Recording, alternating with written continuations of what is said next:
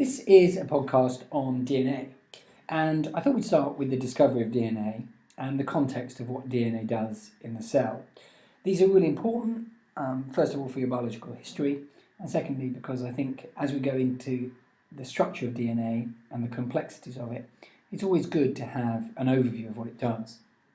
Well, DNA was discovered in 1953, and it was discovered by two young scientists called Watson and Crick, and they were really ambitious and, by all accounts, opportunists who looked at loads of data and tried to work out the structure of DNA from the work of others.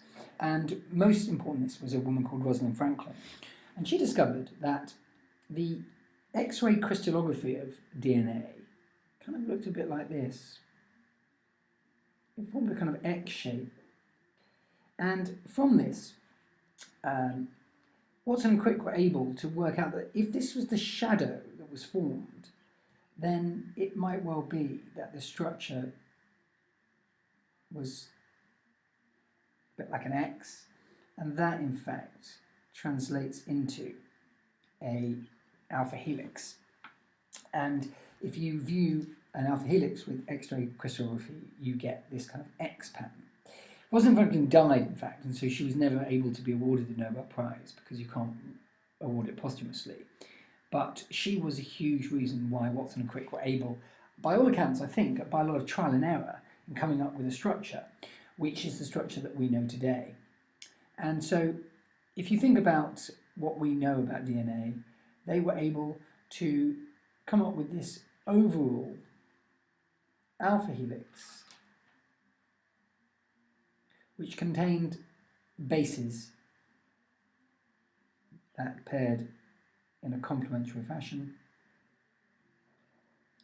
with a sugar phosphate backbone, which we're about to learn about. And it is these bases in a certain sequence which allow us to produce certain proteins. And that leads me on to the context of what DNA is used for. Well, if I draw a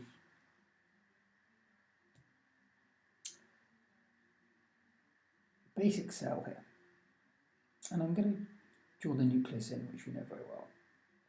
Within this nucleus, we are going to find DNA, and we're going to find DNA in strands. When it's not dividing, they're actually in strands made of what we call chromatin. But these chromatins condense into chromosomes when we're about to do cell division. And that DNA is half from your mother and half from your father.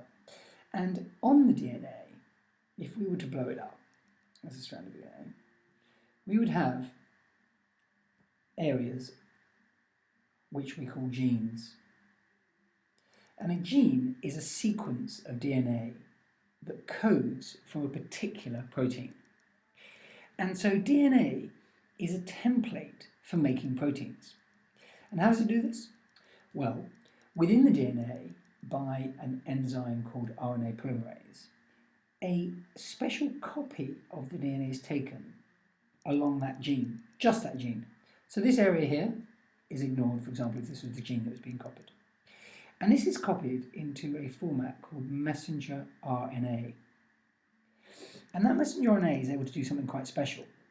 It's able to leave the nucleus. DNA can't. And this messenger RNA is going to go into the cytoplasm. And in the cytoplasm, it's going to go to what we call a ribosome, which you may remember from GCSE is the site of protein synthesis. This ribosome can be free or bound to an organelle called endoplasmic reticulum. And the messenger RNA strand is going to be read effectively by the ribosome and translated into a protein. And the protein is going to come out first as its primary structure, and then it's going to convolute into its three-dimensional tertiary structure. So we have the DNA in the nucleus, and we have a messenger RNA copied, with the DNA being used as a template, and then that messenger RNA goes out of the nucleus to a ribosome where a protein is made. This protein here is a sequence of amino acids, which are formed by peptide bonds, and that's why a protein is also called a polypeptide. Three things to say here that are key terms.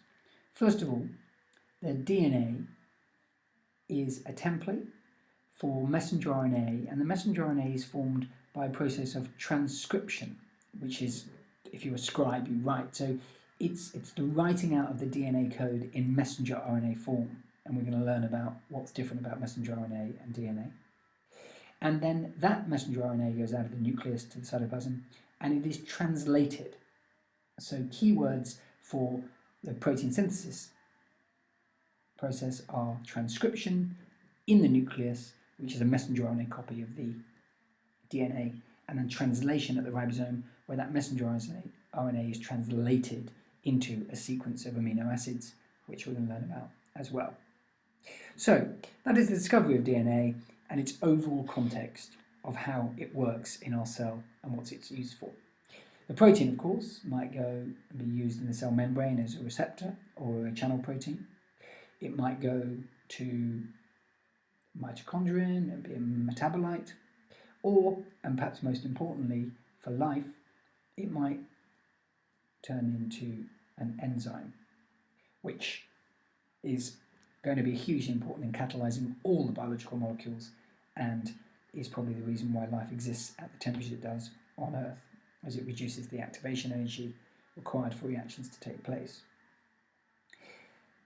So, protein synthesis from DNA, which allows life itself to exist.